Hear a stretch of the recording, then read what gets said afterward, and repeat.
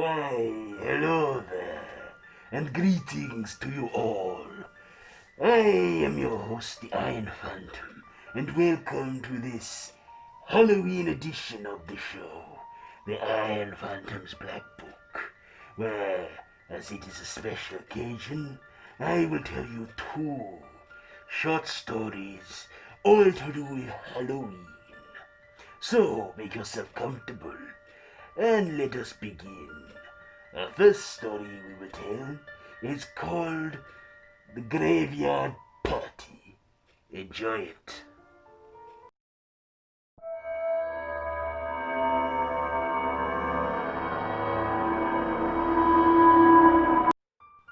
October, 1 year ago, a young girl named Lexi has a car accident and luckily survives after her encounter with almost dying. She recovers, but then acquires a strange gift which she does not yet know she possesses. 1 year later, it is Halloween. Lexi finishes school and she meets this new boy, Peter.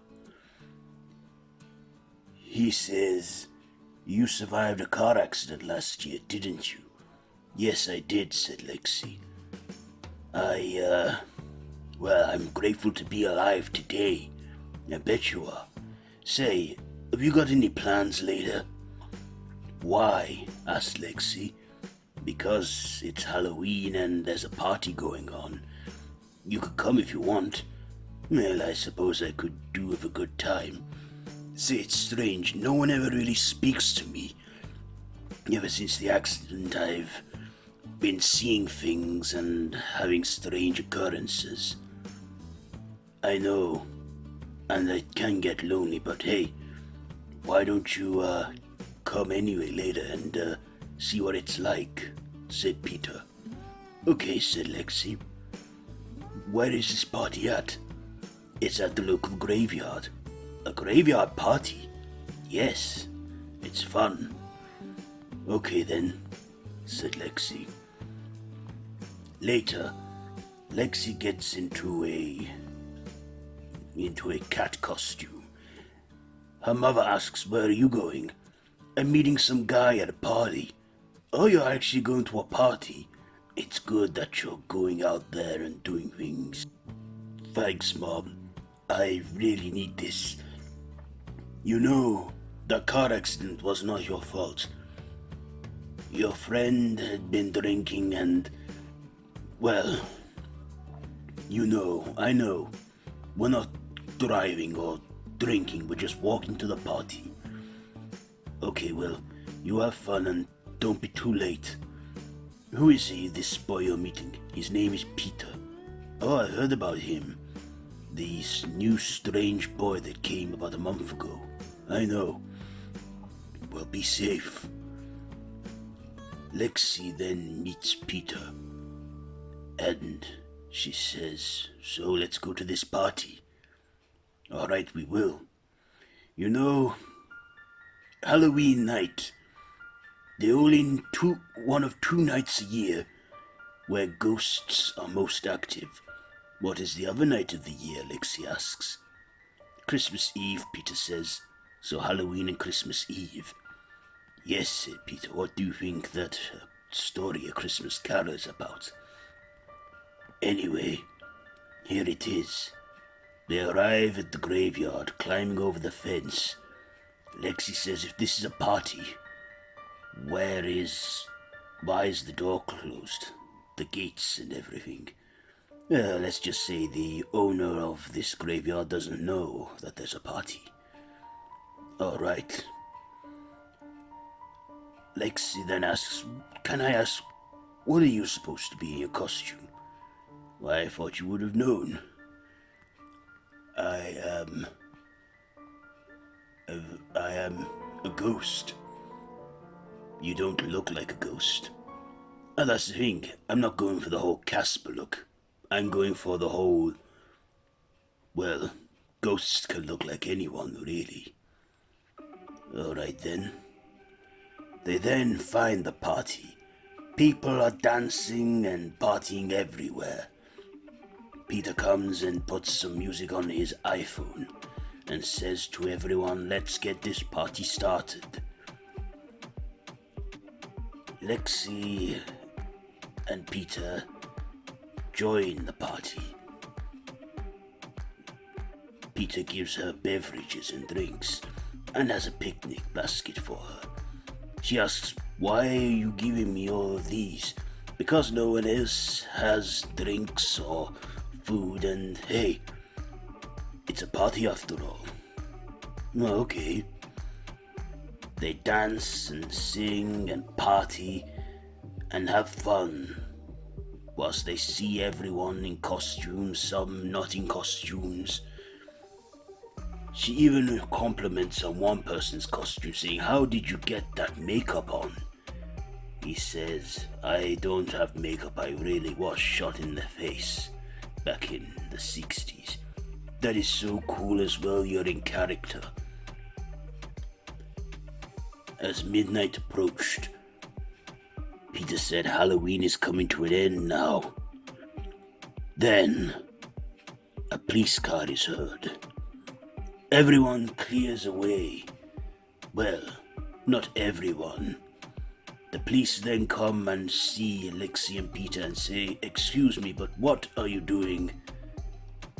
The landowner said he could hear some music. Well, sorry, officer. We'll go now. Be sure you do. Then, Peter says, as he turns around to everyone, Happy Halloween, guys. I'll see you next year. Everyone bids them goodbye, along with Lexi. They then walk away from the party. Lexi then asks, Peter, why is the police asking us to leave? Why is no one else noticing the cops? You had an accident about a year ago, yes, and you nearly died. Yes, I suffered a head injury. Well, I was born with this gift. What gift is that? Haven't you noticed it around you? You can see ghosts just like I can, and this is what they are. Ghosts. Wait, this is a ghost party? You better believe it. Lexi then hears a voice talk to her, saying that. She turns around and it's her friends that were in the car with her the night she had the accident. You guys, you're here? We're ghosts. We just want to let you know that we're okay now. I'm so sorry. I should never have been drinking that night.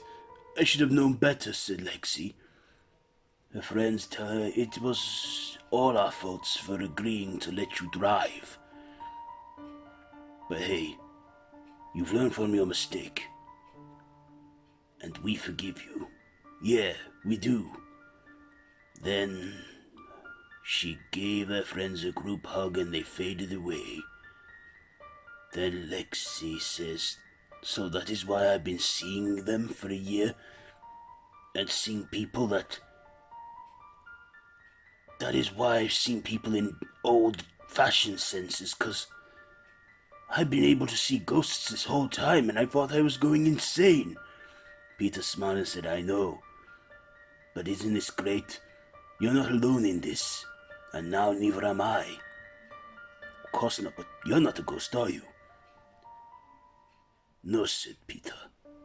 I am as alive as you are. Come on, I'll walk you home. Then the cops appear once more and say, hey, we told you to leave the premises. We are going now. They then walk off together, now realizing Lexi can see the dead and communicate with ghosts.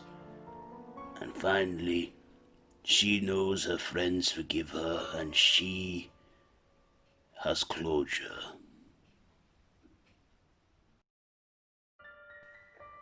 Did you enjoy that tale? Did it have a twist? Did it not? You decide. Anyway, that's that story for this first part. Now for the final story of this edition. Now this story is the third installment of a series that I have told you. In last year's Halloween special I told you the second part, and the year before the first part, so if you wish to see those, then they will be linked for you. This is the next chapter in the Father Pumpkin series. This is the death of Father Pumpkin. Enjoy it.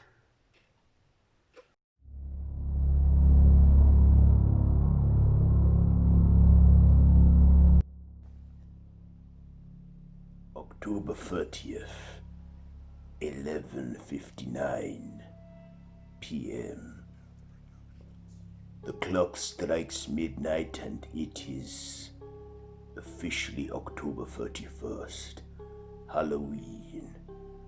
And in a wrinkle in time, a portal opens, and coming out of it is Father Pumpkin.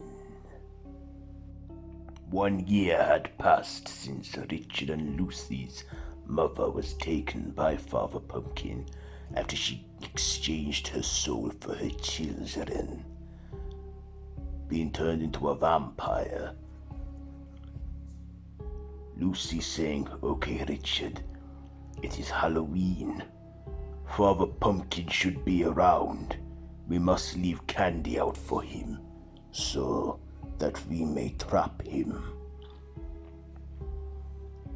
Then, as the night went on and the trick-or-treaters went home, Lucy and Richard laid in wait.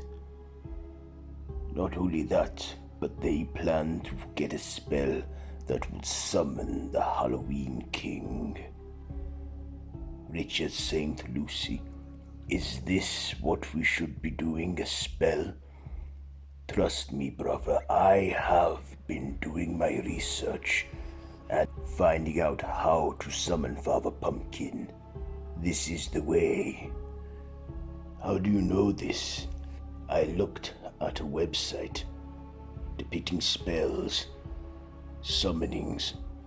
We will get our mother back, and we will stop Father Pumpkin once and for all." Then Lucy started to perform an incantation, which then brought Father Pumpkin straight to them.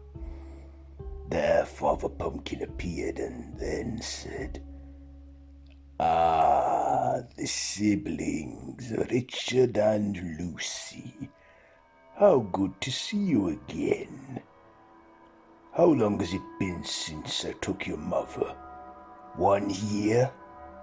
Lucy then said to Father Pumpkin, "Yes, and you are going to give her back to us." "Oh, you mean your mother here?" She then appears in a little small cage in bat form. "You want to see her again? Very well, you can, but she will never return home." Father Pumpkin releases her and she reverts to her human-like state, saying, "Richard, Lucy, why? I made my peace. Why did you have to get me back?"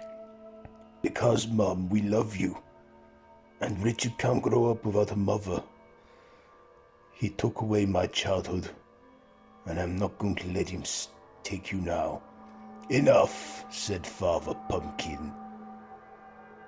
"You said your peace with your mother. Now, let us go." Father Pumpkin then tries to move, but then notices that he is stuck, wondering what the hell, what kind of black magic is this? Lucy then says, "Over the last year I have been doing my research, And I have been finding out how to stop you. I used a simple spell I learned on how to imprison you, and now you're stuck here. Damn you! You will not get away with this, woman. I have an army. This is just a minor setback. Yes, well, I have also done my research and I know your weakness. Ha ha ha ha, laughed Father Pumpkin. You really think you have a way of defeating me? I am the king of Halloween, the demon of pumpkins. I am Halloween. Yes, but I know now that when you are not in your realm, Halloween Town as it happens, by the strike of midnight, you die. And I've also been researching on how to move time fast. What? Yes, I have been doing my research. I have been practicing simple spells of witchcraft. I mean, not enough to be a fully trained witch, but enough so that I can stop you for once and for all and taking people's souls. Richard, are you ready? Yes, Lucy. Then Lucy performs a spell, a ritual. She then forwards time, moving it all the way to 11:59 p.m. Father Pumpkin then begging to be let free. She then says, "Not until you free my mother and everyone else you may have taken." Father Pumpkin says, "Please let me go. I will give you your mother back, but the rest of the souls are mine." You have 60 seconds to give in. I will never give in. I must have souls. It is what I feed on. I collect them. Your mother can have her soul back. She can be free if that is what you want. Lucy's mother then says, "Please, Lucy, let him go now. He's giving me back to you." "No, mother. I need to stop him once and for all." And the clock strikes midnight at 4, 3, 2, 1. The clock strikes 12. And then Father Pumpkin begins to feel weakened. He then starts to burn from the inside and then catch fire. He then starts to melt away, and then his pumpkin jack-o'-lantern head explodes. Then Lucy's mother feels a slight change in her. Her fangs revert back to canine teeth and she becomes human again. And then Father Pumpkin is destroyed. Then Lucy's mother said, "You did it. You freed me and you stopped him." Then Richard points out, going, "Look, Lucy, look. Thousands of souls, all Halloween costumed children and grown-ups everywhere, floating around the sky and crossing over to the other side as their souls are now free, now that Father Pumpkin is dead." Lucy then says to her mother and Richard, "Come on, let's go home." As they walk off home together, Lucy then says, "I'm thinking next Halloween we should take a vacation. Go somewhere where they don't celebrate it." Lucy's mother says, "That is a good idea, sweetheart." "Yeah, Halloween. I like Christmas more," says Richard. Later on, at Father Pumpkin's remains, deep in the woods, an old hag appears and says, "It seems that you failed, my lord, and they defeated you. Still, not to worry. That's why you got me. As long as a part of you remains, I can always grow you back. The hag then reaches into the goo of what was once Father Pumpkin's pumpkin head and picks out a seed, and then says to the seed, "Don't worry, next Halloween you'll have grown back. We best return to Halloween Town." The hag then opens a portal to the dimension and walks inside as it closes. Did you enjoy that tale? Did it scare you or did it not? Did you enjoy it? That is the main thing. Well, that is it for this month. Well, not just this month's show, but this year's Halloween special. So, did you like this video? Did you like the stories? Let us know in the comments, and if you like this video, be sure to give it a big thumbs up, share with your friends, and feel free to subscribe to the official Random Horror YouTube channel if you haven't already. I have been your host, the Iron Phantom, and this has been a Halloween special of the Iron Phantom's Black Book. I shall return soon with another episode telling you more tales to tap your fears. So until next time, don't have nightmares, and happy Halloween.